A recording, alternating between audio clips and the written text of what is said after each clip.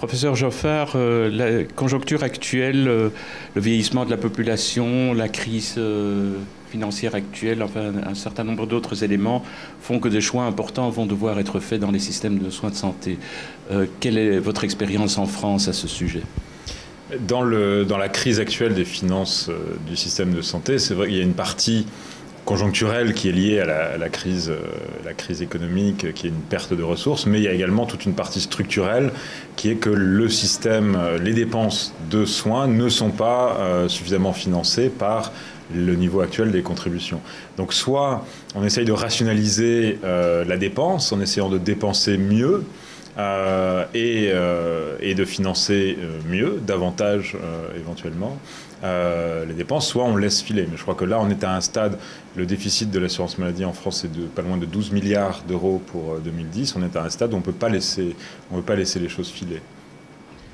Dans votre exposé, vous avez même cité la question tout à fait cruciale de savoir si on pouvait renoncer à des traitements parfaitement valables simplement parce qu'on décide de ne plus les financer. Qu'est-ce qu'on peut en dire? Est-ce qu'à l'avenir, cette question va se poser plus souvent? C'est une question qui est appelée à se poser de plus en plus régulièrement, je dirais. Pourquoi? Parce que si on voit l'augmentation des dépenses de santé qu'on constate dans tous les pays, elle n'est pas tellement due au vieillissement de la population, comme on l'a cru à un moment. Elle est due surtout à l'évolution des techniques médicales, des technologies médicales et des pratiques de soins.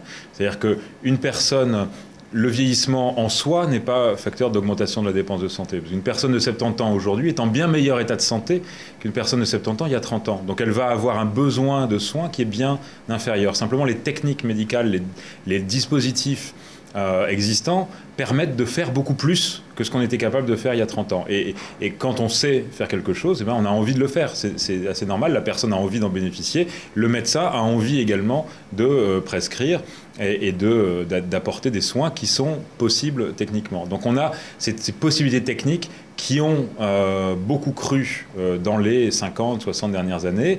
On a une demande de la population à l'égard du système de soins qui a également beaucoup cru à la mesure des capacités techniques de la médecine.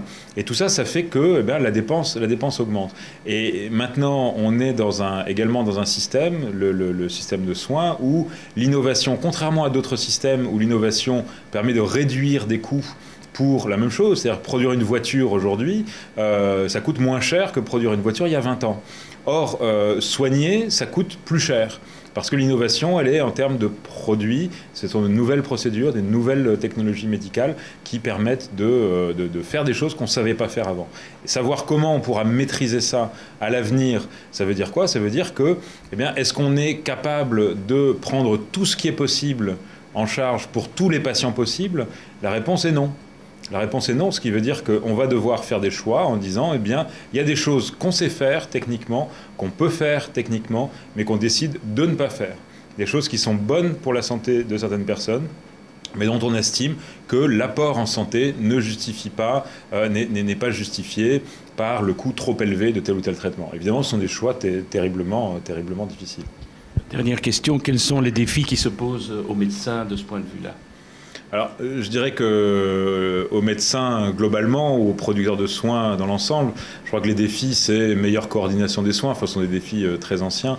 Meilleure coordination des soins, meilleure circulation de l'information, meilleure prise en charge globale. Je pense à la prise en charge des maladies chroniques, meilleur suivi des patients individuels. Pour tout ça, les systèmes d'information, le développement des technologies de l'information, qui est très très peu développé dans le système de soins, peut permettre, en tout cas potentiellement, d'améliorer de très loin à la fois la qualité des soins et le coût des soins. Donc on a des gains en termes d'efficience et de qualité des soins potentiellement considérables par une utilisation accrue des technologies de l'information qui permettent de mieux suivre les patients et d'apporter des soins de meilleure qualité.